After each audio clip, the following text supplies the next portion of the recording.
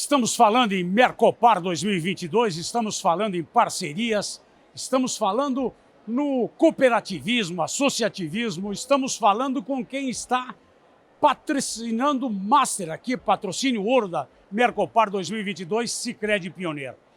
Nosso presidente Thiago vai, a partir de agora, nos passando a sua visão de um evento que está surpreendendo a todo mundo, nos negócios, nas parcerias, no clima de inovação, as startups, o entendimento que antes a gente tinha da indústria, hoje se transformou realmente num espaço de colaboração, de trabalho, de encontro de caminhos, onde, inclusive, alguns concorrentes, que nem a gente viu aqui, se unindo para ir para o mercado. Porque essa é a grande lógica do novo mercado. Alegria falar contigo, Carlos, com todos que nos acompanham. E, no meu entendimento, não restam dúvidas de que essa edição da Mercopar, além de ser a maior, ela é a maior e também a melhor de todos os tempos, por tudo que nós temos visto em todos os pavilhões, em todos os espaços. Primeiro pelo engajamento, pela entrega, pela dedicação dos 512 expositores, né? A gente vê a qualidade dos ambientes, sem muitos exageros, o que eu acho que é positivo, porque mostra o propósito. As pessoas estão vindo aqui para aprender, para estudar, para se conectar, para fazer negócios. Então, os estandes estão desenhados para relacionamento, para trabalho, para conversas produtivas. Essa, para mim, foi a primeira grande coisa que chamou a atenção em todos os pavilhões. Segundo, pela quantidade e qualidade do público que nós percebemos circulando nos corredores desse evento. Por onde a gente olha, nós enxergamos profissionais de mais diversos segmentos. Tu bem falaste, não é mais só metalurgia, nasce como metalurgia, mas mostra o quanto a metalurgia sempre teve uma penetração e uma relevância nos outros segmentos da economia, mas a sociedade não tinha percebido isso. E hoje a gente vê aqui indústrias moveleiras, indústrias automotivas, indústrias de automação, indústrias de embalagem, indústria de energia solar. Todos os segmentos estão aqui e todos têm relação com a indústria da metalurgia, que é a minha origem também. Eu também fico orgulhoso por ver esse reconhecimento, essa valorização da metalurgia, que tem uma importância em toda a história da humanidade. E o terceiro ponto mais importante que a gente precisa destacar as pessoas estão vivendo. Eu acho que a gente via algumas pessoas ainda com certa desconfiança em relação à indústria 4.0, outras ainda vendo se vai acontecer, se não vai acontecer, realidade virtual, realidade aumentada, inteligência artificial. E isso ninguém mais questiona, porque por todos os estandes que a gente passa já está comum, as pessoas já aceitam, e agora a gente já começa a se perguntar de que forma todas essas tecnologias, de uma forma mais humanizada, vão sim começar a impactar a rotina, as nossas vidas daqui em diante. Falou uma coisa que a gente vem acompanhando, entrevistando os mais diversos segmentos, área de robótica, eu estava falando aqui com o Saquete, estava falando com a Microempa lá em cima, a oportunidade da CDL do varejo, com um espaço de tecnologia Incrível espaço da CDL. Realmente nós mudamos toda uma característica tradicional para um espaço, o que tem de informação e capacitação, orientação para as startups, a gurizada criando oportunidades aqui no espaço da Fierg, do Senai. Eu estava vendo aqui algumas posições que antigamente nem sonharia no tradicional indústria que a gente está operando, mostrando que a gente está criando uma base realmente de a gente se orgulhar para o futuro. Eu ainda brinco com meu filho, que bom que ele brinca bastante de videogame, porque ele tem emprego garantido no futuro, né?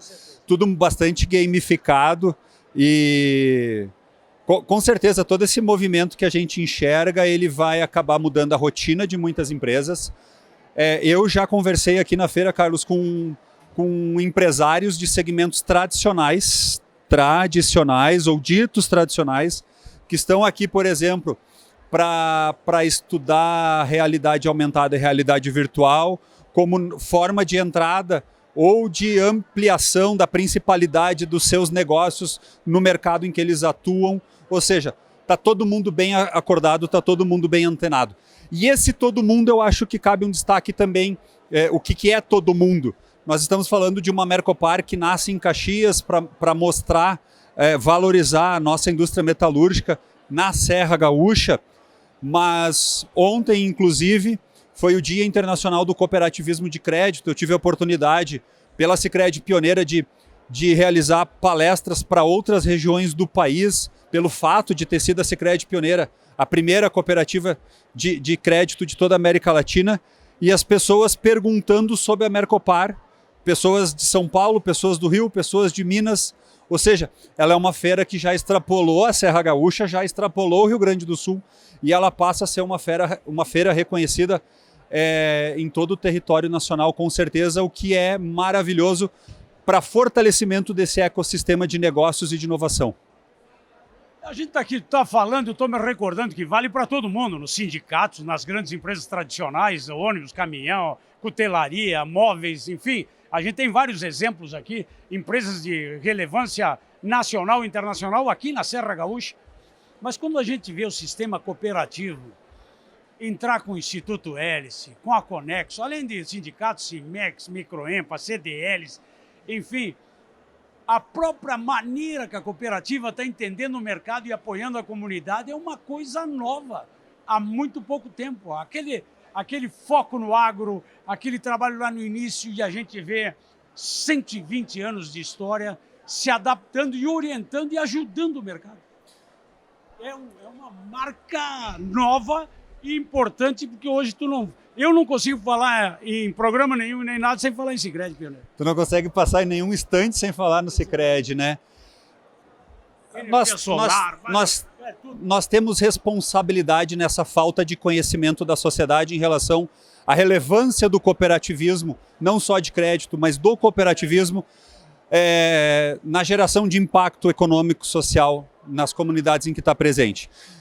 O Roberto Rodrigues, que já foi nosso ministro da Agricultura, presidente da Aliança Cooperativa Internacional, ele sempre dizia que nós, cooperativistas, somos muito bons em falar de cooperativismo da porta para dentro, mas pecamos em falar da porta para fora. E eu me lembro que há uns 7, 8 anos, dentro do Conselho de Administração da Pioneira, nós debatíamos de que forma nós podemos ser cada vez mais relevantes para o associado.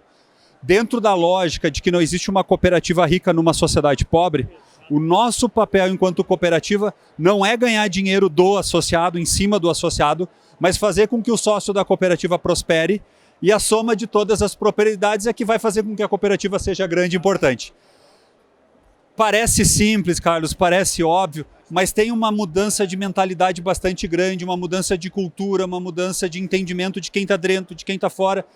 E felizmente a gente conseguiu, aos poucos, vir implementando essa batida dentro da cooperativa. E hoje a gente olha para a Sicredi Pioneira com esse propósito claro que nós temos de juntos construir comunidades melhores, que parece algo tão clichê ou tão simples, mas para quem vive no dia a dia entende a grandeza que está por trás disso. Primeiro que construir comunidades melhores significa trabalhar para gerar resultado, para poder ter uma melhor qualidade de vida, inclusive para poder investir em educação. E com educação a gente ter pessoas melhores. A gente sempre fala, ao invés de deixar comunidades melhores para os nossos filhos, deixar especialmente filhos melhores para as nossas comunidades. E isso tem muito a ver com a nossa história e com o nosso legado. Tanto da colonização alemã quanto da colonização italiana, as nossas grandes inspirações são os nossos antepassados, os precursores aqui da Serra Gaúcha, que chegaram aqui no meio do mato e trabalharam, mas trabalharam de forma unida. Como é que eles conseguiram com todas as dificuldades e nós, com uma disponibilidade enorme de recursos, não vamos conseguir? Então a gente precisa se inspirar nessas pessoas. E dentro dessa lógica, o Solon sempre comenta, se a gente parar para fazer uma análise profunda, a Sicredi Pioneira é também uma startup, porque ela nasce de um grupo de 20 pessoas que se junta numa casa de 39 metros quadrados, faz um crowdfunding, né? Uma vaquinha, quem tem dinheiro bota para ganhar 1% ao ano, quem precisa ferramenta para plantar pega e paga 2% ao ano, e o resultado disso investe na comunidade, abrindo rua, puxando linha telefônica, construindo ponte hospital. Foi assim que a nossa região se desenvolveu ao longo das décadas, mas a sociedade nos últimos anos por comportamentos mais individualistas, acabou perdendo um pouco disso. E o que a Sicredi Pioneira fez nos últimos anos não foi inventar nada, foi só reconectar esse sentimento com essa história, porque as pessoas ainda têm o senso coletivo muito mais apurado. E é por isso que hoje nós estamos aqui, inclusive com linha para projeto, para pré-operação, para operação, para tração e até para expansão de startups, que é coisas que as pessoas olham e quem é que financia startup?